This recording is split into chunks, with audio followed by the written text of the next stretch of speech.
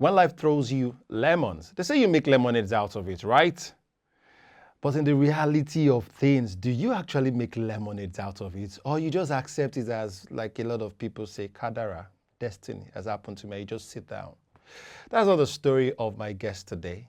Life really threw lemons at him. And my dear, he made lemonades. As a matter of fact, he made more than lemonades. He even started selling the lemonades. Welcome to another episode of Dunum with Deda. For those that are watching for the first time, where have you been? Well, all the same, welcome. This is a podcast that helps you maximize everything that God has given you. And if you've not discovered it, don't worry. Relax and watch the previous episodes and also watch this episode. It's going to help you discover, understand, nurture, utilize, and maximize your potential and also find purpose. And that is the theme for today's episode for today on Dunum with Deda. My guest today went through life. Talk about a phoenix. He practically, literally, yes, rose from the ashes, and he is thriving in what he's good at, or what, like he said, what found him. What has found you? Well, you're going to understand a lot about it when you watch this episode. And also, if you're into creative, you're into photography, you need to watch this. You need to watch it. Or you're just simply looking for inspiration or you're looking for something to push you to the next level, especially when a life-threatening incident happens to you. Who is my guest today? Well, you have to sit down, relax, with a cup of cocoa, cup of tea, cup of coffee, cup of anything. As a matter of fact, if you don't have a cup, just relax, sit down, and watch this episode. Let me take you on a journey.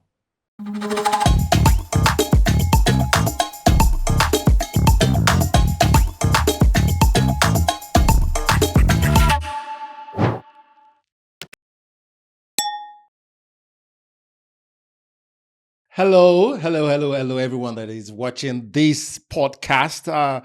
It's been a pleasure having you watch. If this is your first time, thank you for joining or watching for the first time. But if this is not your first time, thank you so much for being part of the Dunum movement. If you're asking, what is the Dunum movement? Dunum is just an abbreviation for an acronym, for discover, understand, nurture, utilize, maximize. So if you're looking at understanding or maximizing or discovering your talent, your purpose, your passion, this is the right place for you.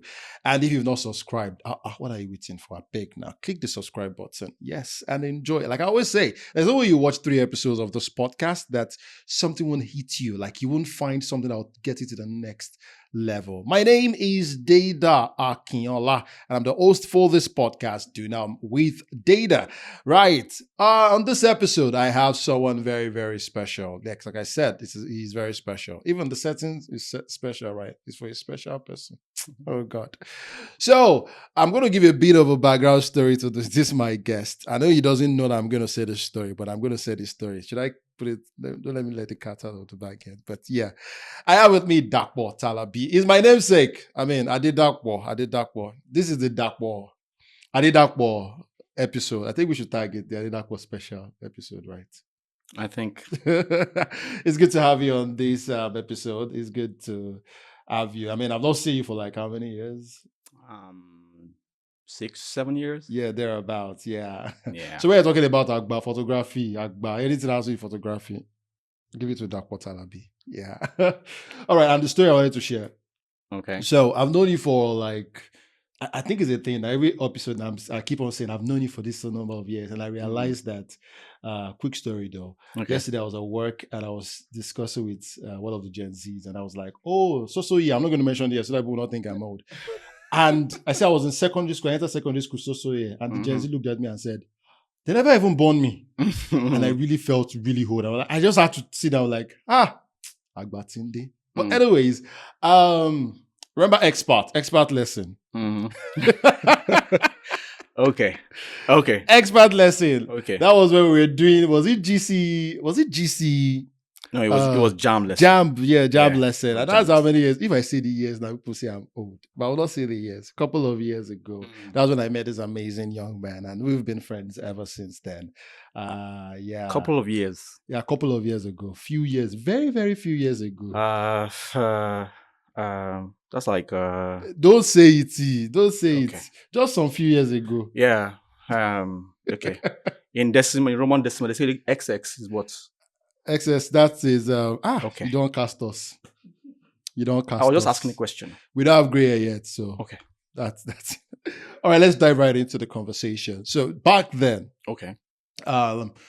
you were one of the best dancers. Mm. Remember?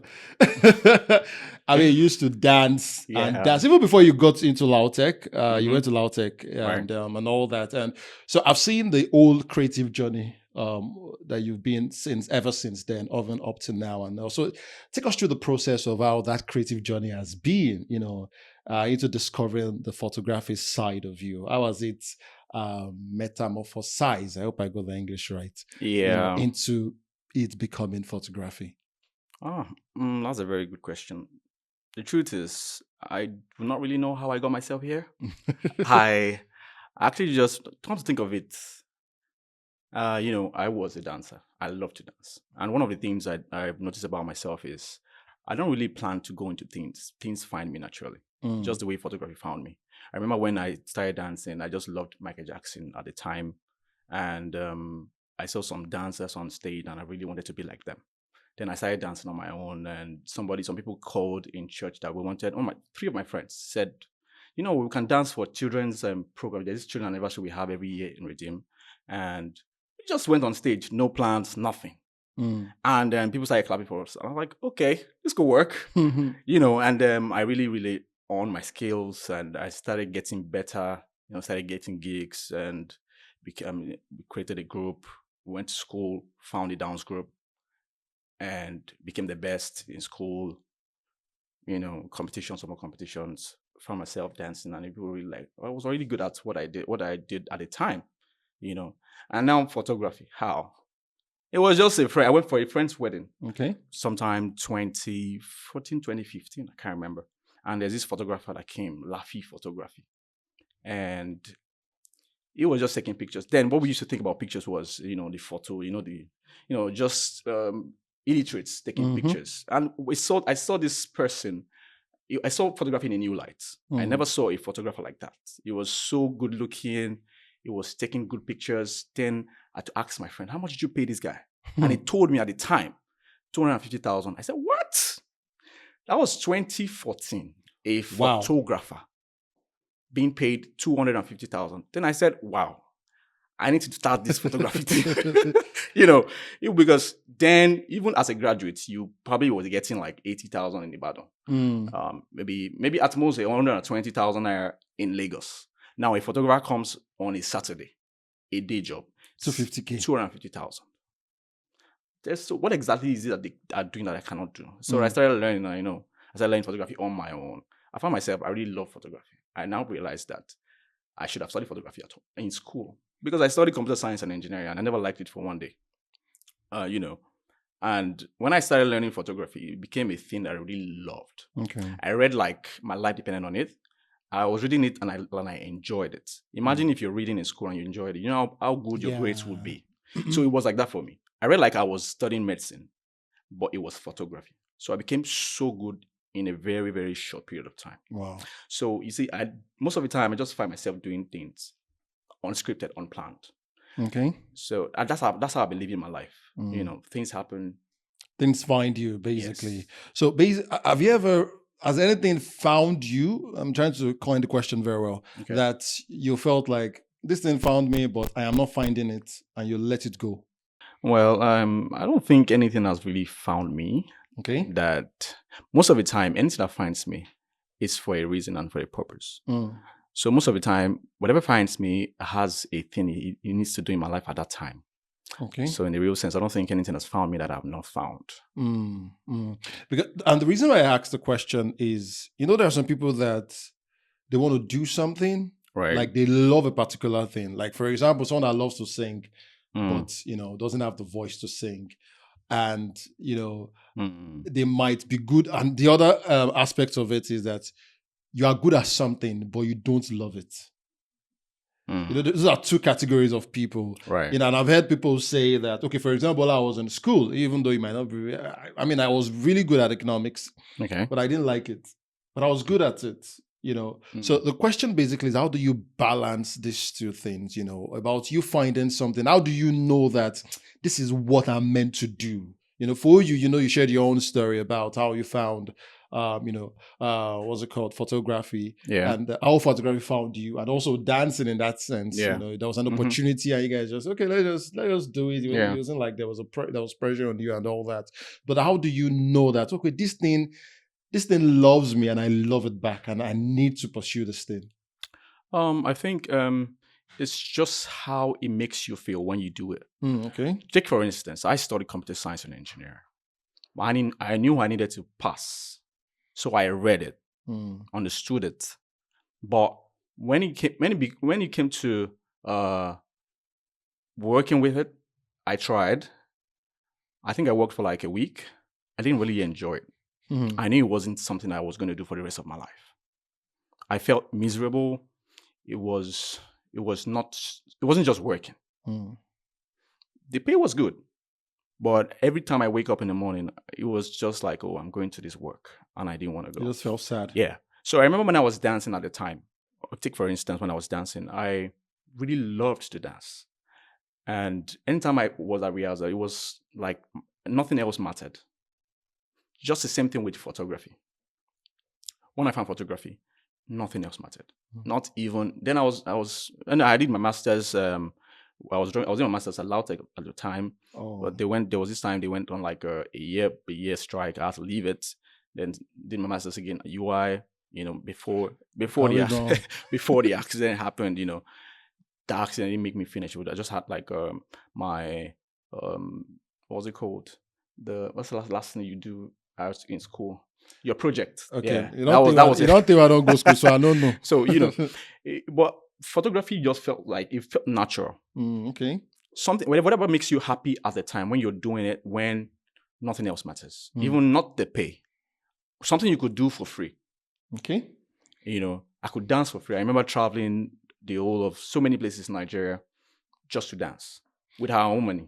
That was a period whereby dance was like a thing. Like there were dance groups. I wonder what happened to, should I put that industry? Oh yeah. You know, we had, I remember, I think I can, is it the Royal dancers? Royal dancers, yes. There were the explicit dancers. Whatever happened to that? Because every show, you must have these dance groups there. You know, the world revolves and things change. People change. It's a new generation now. You know, the Gen Zs, the Gen Alpha. It's the world of social media now. It's not just then. Social media was not as much as, so the thing that we had was concerts, and dancers had to come by. You needed to go for concert to see them dance. But now dancers are everywhere on TikTok. Yeah. So individually, people now dance is now like, it's not like then, because people still dance. In fact, people dance more now than we used to dance before. Yeah. But the thing is, it's not organized as a group. We have very few groups. We have individuals dancing now. You just need to do a dance video and people like it, and you're Some trending. People like it. Yeah, true. That's why you think it's not as it used to be. I mean, it just speaks to the fact that, you know, it's not like talent gets outdated. It's just that it finds different expression as the generations goes by. You understand? All right, now let's talk about you know, photography as it's as your, you know, I'll call you a maestro in photography. So I remember there when we left school, and you were into photography. I was just discussing with my producer, and I was like, I felt personally that Dapo don't make him. No, for real. Because remember then I was working at Ikeja Electric, which I hated the job, like you said. You know, I was in Lagos then, and I was like, how did this guy do it? I was always curious about photography. Like, how did this guy get into photography? And it seems like you were, like I was telling my producer, you were like one of the major, I wasn't even like one of the best, I dare to say, in Ibadan. Then, like, even up to now. But then when you know, when we left school, I was like, how did you quickly make it? that is a question. That's where I'm going to. Yeah. How did you quickly make it? Was it that you had some money saved up, and it was easy for you to transition into photography, Right. or there was a period in time whereby you suffer? Like, just give us that. How did you make it in photography? Well, how did I make it? Have I made it? You've made it Okay. to a certain level. Okay, I think the truth is you just need to really love it. Like I said, you need to love what you're doing. Once you love what you're doing, when people see you, they don't really know what you're going through. They just feel like, because they see you enjoy what you do. You put out the best work at the time because you wanted to beat the last one you put out, and you really study, and you're very diligent at making sure you're the best. I remember then I'm sure you know Platinum. Yeah. Platinum. We finished together in Lautech, and he started photography way before me. And there was a time I just asked him, bro, I need to learn this thing. So he said, okay, you know what? I'm not going to teach you for free. I'm going to, even though the money was not anything at the time, he just wanted me to be serious with the work. But he didn't know how much I wanted it.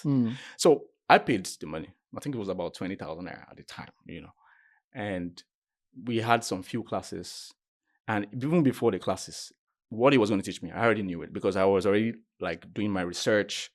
But I just needed like a guide. So he was like a guide to me at the time. And before a few weeks, I was already doing more than his own imagination. And this was because I was very diligent at it. There were times I would not sleep. I had like a 500 gig of tutorials on photography alone. Wow.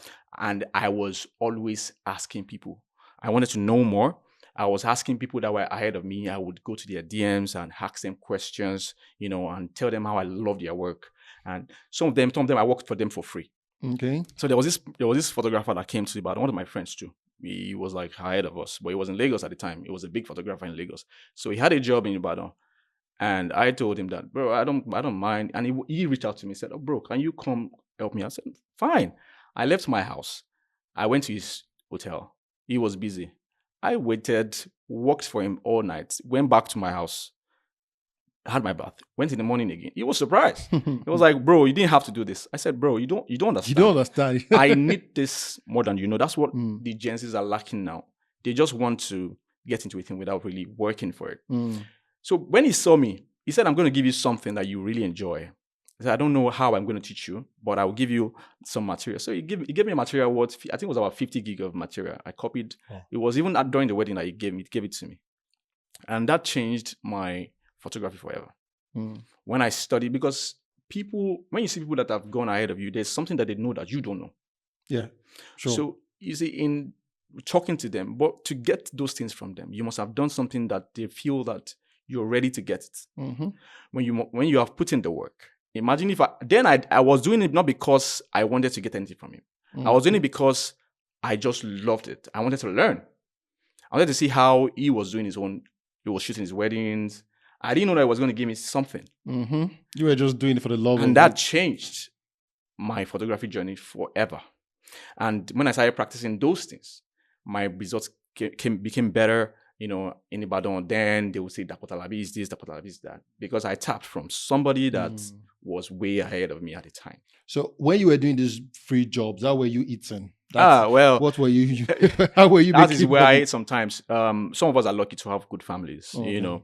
When you see how people that, not because they have the money, but you know that you can never go hungry. There was home to fall back at. You would work, no money, but there was food. And as long as there was food, So that was how I was able to, hone my skill until I became the well-paid Dapo Talabi photography at the time. Okay. Yeah. All right. So let's talk about the transition over the years. And I think this is the part I love. People really want to hear about. Okay. The accidents and all that. And I know we've not seen. There was a time I came to visit you after the accident. It was with Tokwe Adepoju, TP. Okay. Shout out to you, TP. It was the one that even made me know. You didn't know this also. I came when you were in the hospital, but I couldn't enter. course. There's When- so many people that came at the yeah, time. at the time, and it was, it was really a scary moment for Yeah. a lot of us. For those that didn't know, so he had an accident at a point in time, and Mm. everything was just everyone was just silent. Right. Take us through the process. Mm. Well, it was just me doing my job. I had a job somewhere around Songwater. It was around 2020. Mhm. It was a few days to my birthday. It was September. So on my way back, I didn't take my car at the time because the road was bad. I didn't know the road, so I just wanted to, go with public transport. It was supposed to be a quick job, just go in and come back. It was a berry at the time, and my interns wanted to follow me. I told them no. Hmm. And I was, in fact, they wanted to follow me. I think I had like 5 interns at the time. So I said, no, don't worry. I'm not taking my car. So it wouldn't make sense. It was just it was a quick job. Let me just go and come back. So on my birthday, when I was supposed to come back, because it was a 2-day job, it was the 18th and the 19th. I was coming back on my birthday. So the accident happened. We're almost back in Ibadan, and this car didn't see a parked car in front. It was in the night, and crashed at it, and immediately fire started. And everything went blank. I remember everything went blank, and I was just praying. Then it wasn't a serious crash, but it was the fire that made it serious, because people were trapped, and I was trying to push somebody in front of me, like, guy, go up, get out, and I realized that we're not going out. Then I said my last prayer, because of course I'm a believer of Christ. So I told God, I am a sinner. I know at the time, and I was like, I have to make it, no matter what. If this is the last, I am sorry for all my sins. I said my last prayer, closed my eyes. After a while, went blank, and I found myself outside of the vehicle. I was outside of, I don't know, till now, I don't know how I got outside of the vehicle. So many people burned, people were burning, some people were dead already, some of them burning and shouting. And I had dislocation on my shoulders, my hand, my leg was kind of dislocated, and I couldn't move. So many things happened. I don't know if I should take you through all the process step by step, because it's going to be a long one. I mean, that's where we're here, right? Okay. So when I found myself outside of the vehicle, I couldn't move, and I was telling people, please, can you move me away from this vehicle? People were like, oh, we can't move you. You're like burnt. You have burns on your body, because we have to wait for the road safety. I'm like, you know what? I'm fine. Can you just move me away from this burning vehicle? Then nobody answered. I just prayed to God, and there's this particular person came from nowhere, and I now asked him. I said, bro, can you please move me away from this? The man didn't say a word. He held my hand, my 2 hands, pulled me away, few inches away from the vehicle. And after he dropped me, some few minutes, the vehicle exploded. Whoa. And I tried to look back and to check and ask the man, say thank you. And he was I nowhere. couldn't see. Wow. Yeah. So that happened after somebody else came and brought my phone without knowing who owned the phone. The person just asked randomly, "Is this your phone?" I said yes, because there was no picture in it. You could not open the phone. And that was how they called my mom and all of that. So many miracles happened. Wow. Those are miracles. Number 1, number 2, a lot of miracles. How we got to the hospital, when people came. When I saw people die, when we were like 3 that got to the hospital. 1 died while we were there, and when I left the hospital for UCH, we heard the other person died. So I'm the lone survivor in the accident, unfortunately. So that's the accident part. So I think my first question would, based on that experience, because you are at the point of giving up, you're at the point of like, Jesus, here I come, and then you came back. How did you deal with the psychological? I'm even more concerned about what that did to you mentally, what that did to you spiritually. I know it must have been really, really strenuous and difficult physically. Right. But take us through the process of what that did to you spiritually, psychologically, even physically. as a person? How did that, change you? Okay. First of all, I know you used to know me as this fresh boy. I was always concerned about my face Yeah. and my physique, how I looked, and all of that. I remember when the accident happened, the first thing I did was touch my face. I wanted to be sure that I wasn't burned to my face. And when I saw that my face, there was no pain and everything, I was like, okay, cool.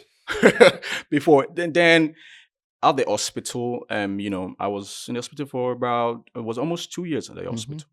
And I had, that's why they say when you have the gift of people, it was then I realized that I had this gift of people, even friends that I didn't even know would turn up. Everybody became family. My close friends were with my mom. They were sleeping at my house. They were coming to the hospital every day. So many people. And, when people started raising funds, I think one of the things is that I believe is God will not test you more than what you are able to bear. I've been this kind of person who really does not, I'm not a deep thinker. Or how do I call it? Not deep thinker in that sense, but people that overthink things. Yeah. I'm the kind of person that thinks on the surface. If I just believe that whatever will be, will be. So that's been my person from the start. So when the accident happened, I wasn't thinking about tomorrow. I was thinking about today. I was thinking about getting over with the day. I was thinking about, because then I didn't even know how serious it was. I just felt, in 3 months' time, or in 2 months' time, I'm going to be good. I'll be better. I'll be out. And, people started sending money and all of that. So I felt like, oh, wow. Because then I saw millions in my account, like, oh, I've made it. I was thinking that this thing, it's going to be over in the blink of an eye. Then I realized that we were there months. My wounds were not healing. The doctors were saying, oh, are you sure this is natural? Why are you not healing? You're not eating. I became the shadow of myself. I became so lean. People were seeing that. I saw people saw me and they were crying. I didn't know why they were crying. Because it was when I got better, when I checked the pictures of myself, then I realized that, oh, wow, I was looking this way. Because then I wasn't really conscious of myself. God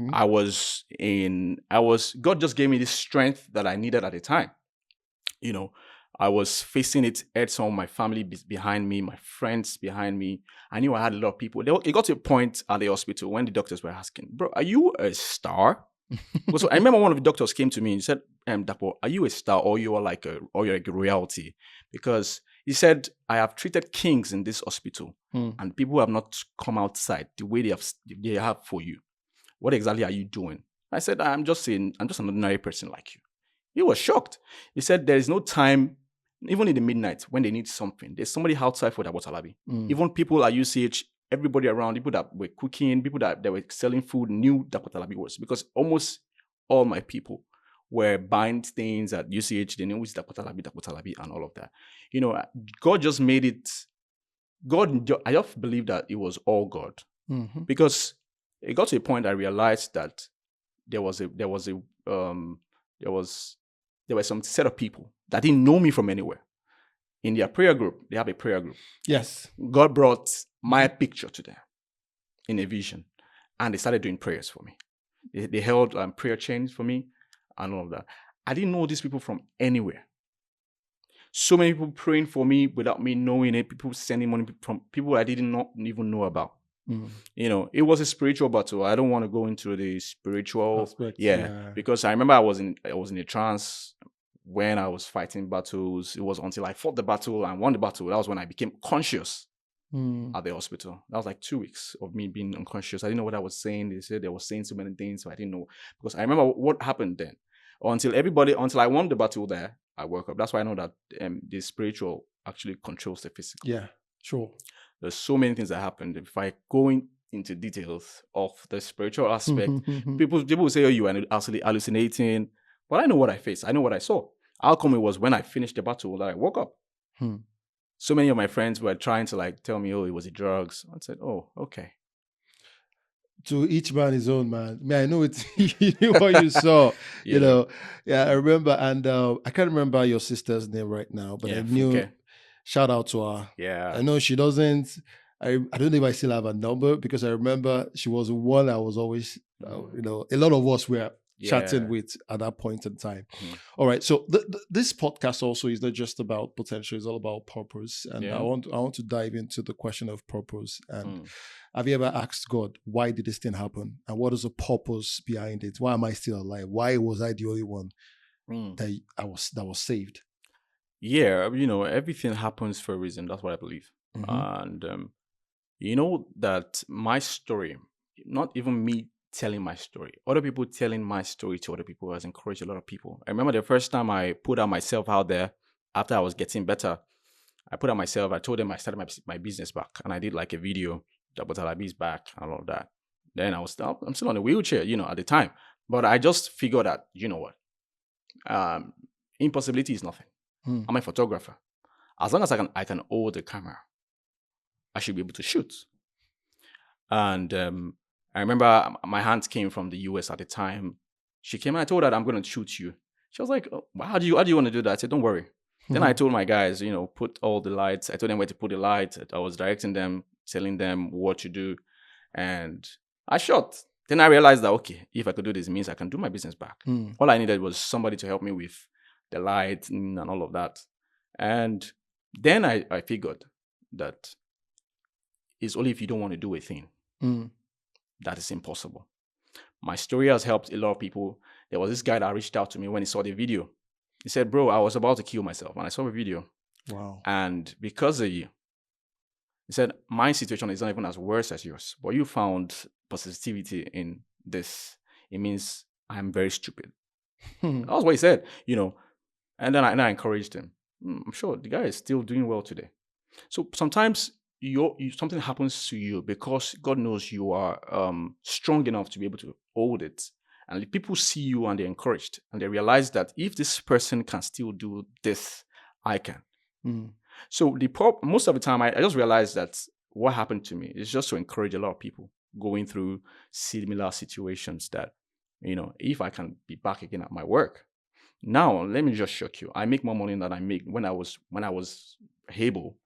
When I was shooting with my two legs, doing myself. I had to reinvent myself. I became a photopreneur. I'm not just a photographer anymore because there's some kind of genre of photography that I cannot do myself, like wedding photography, events, and all of that. But I still take events.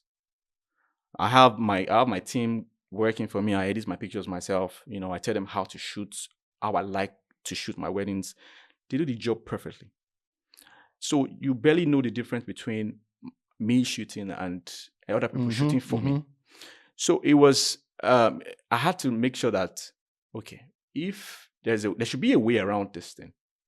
Now, take for instance, if I was doing a job myself, I'll probably be getting paid myself. But now I have people working for me, people that depends on this particular photography thingy to survive. Now God has blessed me to bless other people. Compared to when I was doing a job alone, I had to do everything myself. So that's the purpose on its own. True. So there are so many things that, like now I talk, there's some kind of things you can say that people will believe in you. They will believe you. And some kind of preaching, there's some kind of words you can say to people to encourage people. Because you have gone through that situation, they will trust that, okay. They would listen to you because of that. Yes, there's some kind of ministry, kind of messages some pastors cannot preach because they've not been in that situation. There. So people call me to talk to people, share my testimony, to encourage a lot of people. And God has been using me to encourage a lot of people that there is nothing in this life, no matter the situation you find yourself, that you cannot make it in. You can make it as long as you know what God has put into your hands and you're diligent at it. Ask God there's a reason why that thing's happening. There's always a reason, yeah. If you've lost a child, there's a reason God has made you let it happen. If you lose a partner, there is something that God is trying to say. Because at the end of the day, our lives are not ours. God has given you life and He's the director of our lives. When the director says cut, it's nothing you can say. You're just an actor. True. If I write a movie now and say this person dies, there's nothing you can do as an actor. So we're just like actors in life. Whatever God says, just believe that He knows what He said. The thought He has towards us are thought of good, not of evil. So anytime anything happens to you, when it looks like evil, just know that God has a plan at the end of the day. I'm happier now than I used to be. I don't work as hard I used to work. I work smarter. Than I used to work. I make more money than I used to make. I like that part. So I just believe that everything happened for a reason. Okay. Other people, this might have happened to some people one day will have killed themselves. But he knew that I had the strength to be able to. He has given the strength to be able to, maneuver the situation. So that's why I believe that there is a purpose in everything. This. We're going to talk about the you mentioned something about reinvention. We'll get to that, but just to digress a bit, when you were talking about some pastors can't preach about some things, if they've not experienced it. Real life example. I was in church one day. I know my friends, if they are watching this, so this pastor was preaching. He felt like he wasn't connecting to the congregation.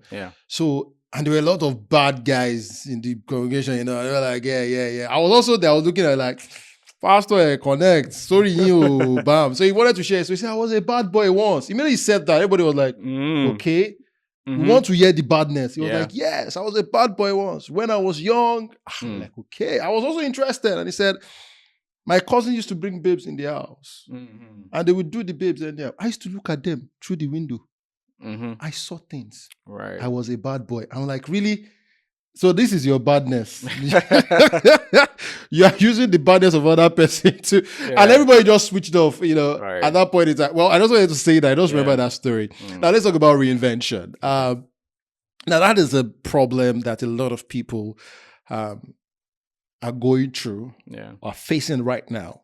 So when I came up with the concept of Dunum, discover, understand, nurture, utilize, maximize. I keep saying that it's a cycle. It doesn't stop at maximize. You discover something new. And it might not be necessarily something new. It might be a reinvention of what you've known before. And you're discovering something new about it. Now I've met a lot of people who have been stuck. Right. In the sense that, this is what I know how to do, but life happened. And I don't know how to reinvent myself. I still love what I do. It just reminds me of the story of Steve Jobs when he started Apple and, got to the peak. He was sacked from Apple. And I remember, God rest his soul, I was speaking at Stanford, was it their graduation ceremony in 2011. That's one of his best speeches. I remember, my own opinion, though.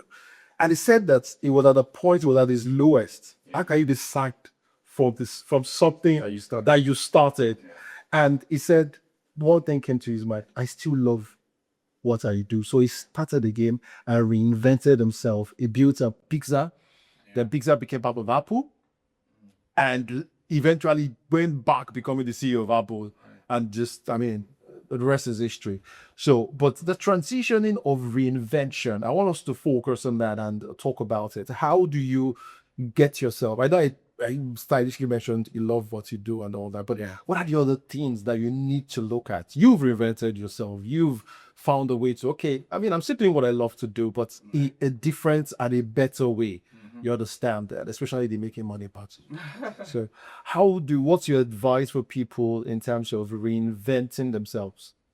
First of all, if you really love what you do in the first place, and let's take for instance somebody who loves photography, loses his hands. How do you tell that kind of person you need to? That's why I always tell people different strokes for different folks. And your situation might not really work for everybody. But one thing I know that works for everybody is going to the source. The one who gives lives, who has made you who you are, who has allowed even the bad things and good things, he allows it happen, right? There's always a thing for you. You would most of the time, first of all, is do not give up on yourself. Believe that you can do anything, even when you don't have what you need to be able to do it. There is something else God is planning for you. Take for instance this pastor that doesn't have limbs or hands. That man is living a good life. And he has impacted lives more than 95% of people with hands and legs. That's to show you that there is something in you that God has put in you. All you need to do is discover it. And how do you discover it? Go back and then let him know that this life is not mine in the first place. What exactly am I here for? I'm so lucky because, even when I was in the hospital, I was thinking about getting new gears, because I remember that time all my equipment was in the vehicle, everything got burnt. So I had to start from scratch. Everything, my camera, my laptop, even some weddings that I was editing at the time. Of course, you can't come and ask me. So I was very lucky because I could still hold the camera. What if in a situation where I couldn't hold the camera? What if talking about it alone is what God wants to use? You could write books. I'm still going to write my book, because I know that there are so many places I can't go to, but my books can get there. So there's so many books, and I'm going to write books on about my spiritual aspect, the spiritual aspect of the journey, how God helped me, what I saw, the kind of evil spirit I saw, because I wasn't a ram, like I said, and I can still remember all of them.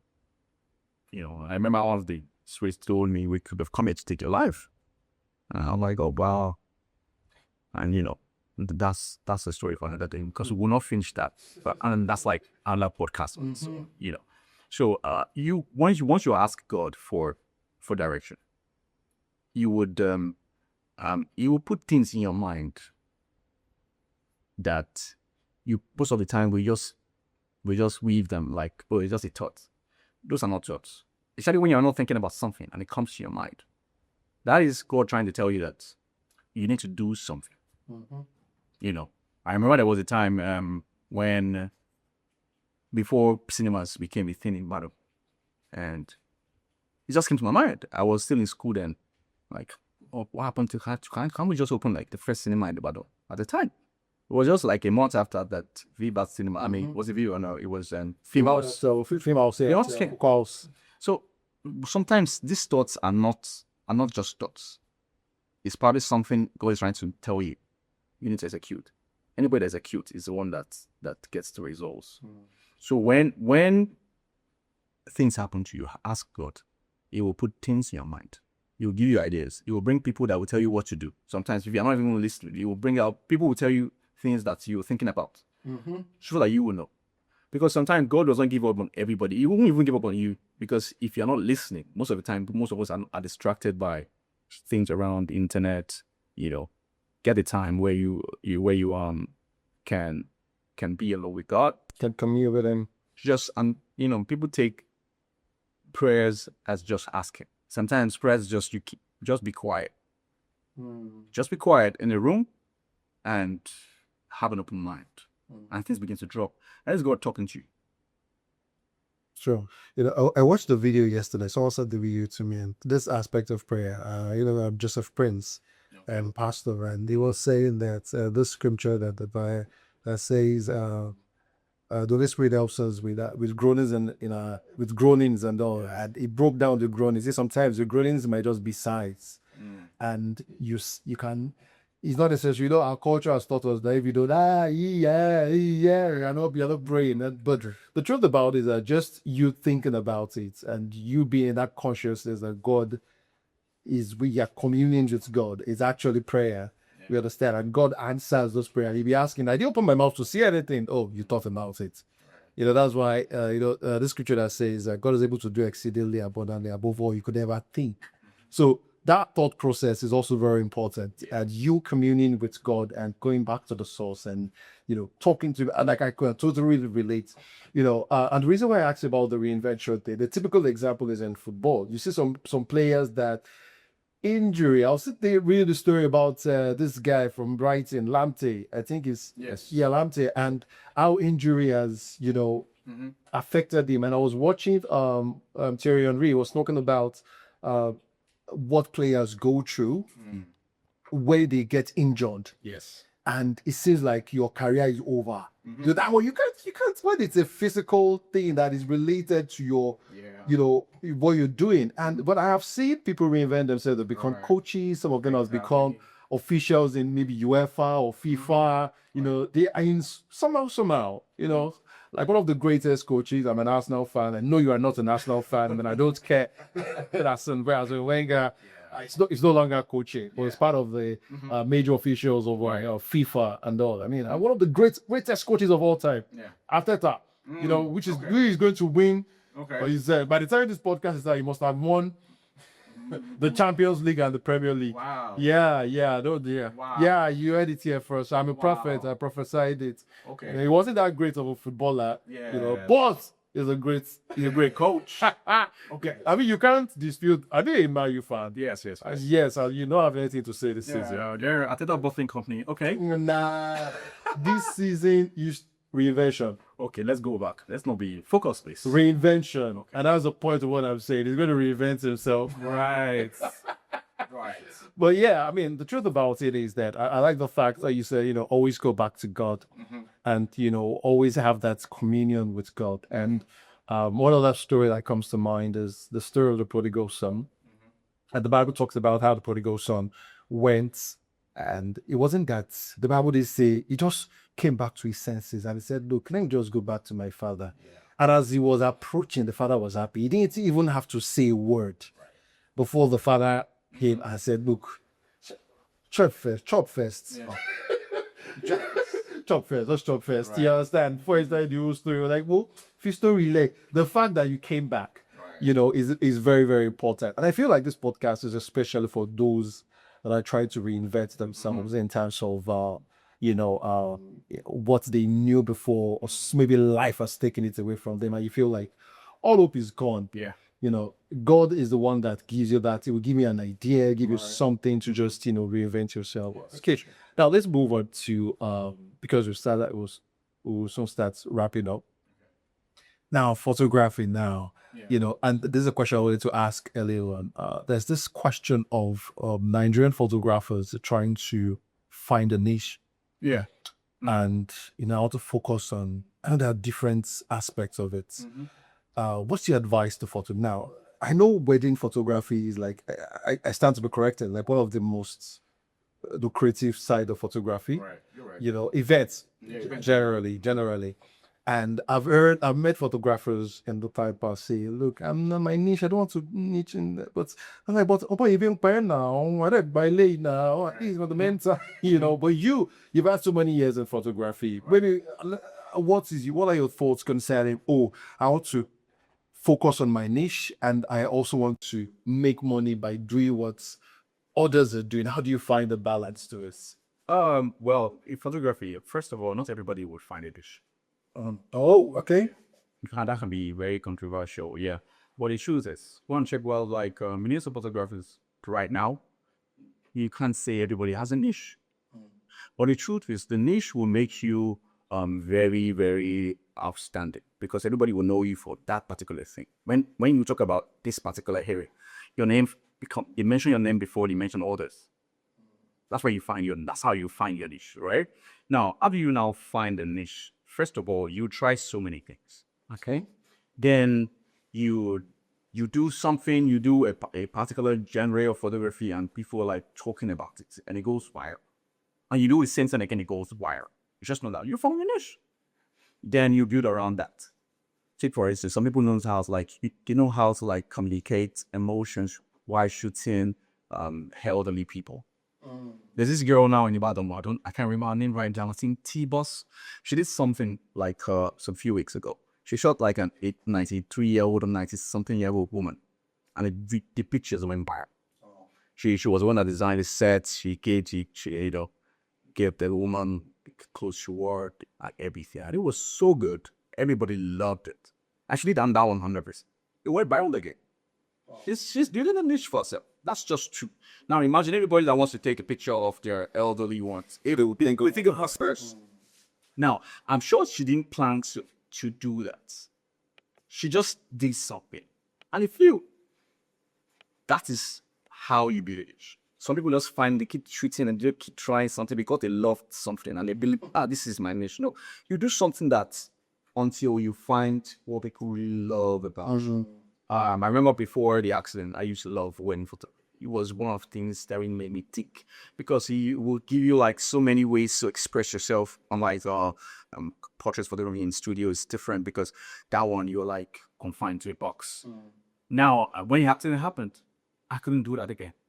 Then I needed to I now reinvented myself. I said, okay, I needed to make sure that my portraits are better than my wedding photo. So I started learning more, and I started learning how to use the lights more, bringing elements into, this same box that you are, making it look, that's why you have AI now. You can actually shoot inside, but you can make it look like you shot outside. So there's so many ways, but find what works for you first. As a general, eat first, like you said. What will bring food to the table? Now, that one that you really love, you can begin to do that. No, not because, okay, this is just what I want to do. And somebody else is giving you, somebody's bringing you wedding, saying, no, I don't want wed. Somebody's bringing you, they're saying, no, this is what I want to do. Yes, if you have other businesses, you can actually do that. But if this photography is the only thing you know and you have, you need to do almost anything to feed yourself first before your niche begins to grow. I'm sure. Look at the T boss girl. I can't remember her name. T boss or something. But you can't tell me the photographer. She did that one for free. Oh yes, she did it for free. It was like a gift to that woman. Now, if she doesn't get elderly people to come snap, would she not do any other thing? Obviously, she. So first of all, just do what you know how to do best. Your niche, you will find it. Some people don't find it. Some, if you're lucky enough, you find it. Okay. All right. So basically, before as they find a shop, you trust. Just you define it. You call the younger got the way. Final question. So what's next for Dapo Talabi? What should we be expecting from this stable? I don't know to advertise from Stable. This reproduction. First of all, like I said, I'm not just a photographer. I'm a Photopreneur and entrepreneur. I don't know if you've been seeing my sales lately. I sell cars now. Oh, really? Yeah. I sell cars. Something just came to my mind one time. I realized that I had a lot of people that were selling cars around me. So that was something telling me, okay, why not? Why not? You can try a lot of things until, you don't know what works, but don't stop trying. Now in this economy where there are a lot of things, how hard it is. So everything is global. It's blah. Now you need to do a lot of things. You can't just rely on one stream of income. Now, as a photographer, you have time. Think about, because people make mistakes, because photography is not like other jobs where there is a pension waiting for you. So people make that mistake. You can't be strong forever. You can't shoot forever. So what happens when you're like in your 60s, your 70s, when you're gonna go out? You need to start thinking about, okay, saving for the future, doing other businesses, whatever money you make. If you have business opportunities, put your money in it.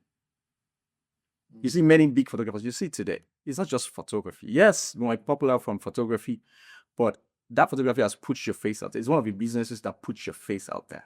So almost any business you do would try, because you already know how to sell yourself. Same principles of success.